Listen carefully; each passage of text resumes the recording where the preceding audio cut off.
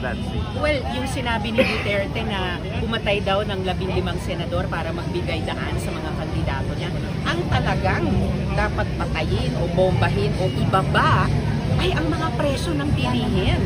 No?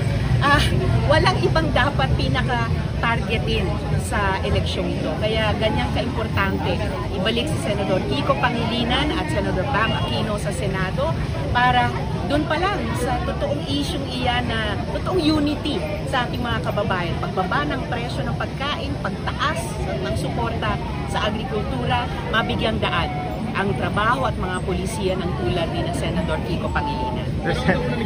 Ano na lang yung reaction niyo na hindi connected sa campaign? Unang reaksyon, ano? Ano daw?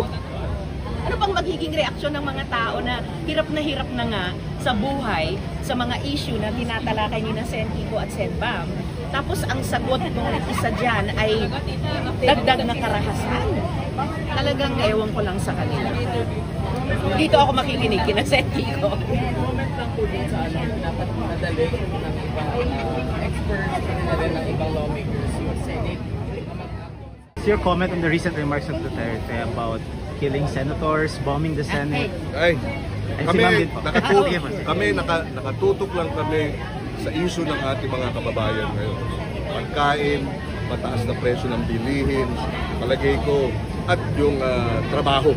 Yan ang dapat nating total 90 days lang ito. Pakita naman natin na kasama sa eleksyon, hindi itong bangayan per se, kundi yung talagang hinaing ng ating mga kababayan, yung dinadaing.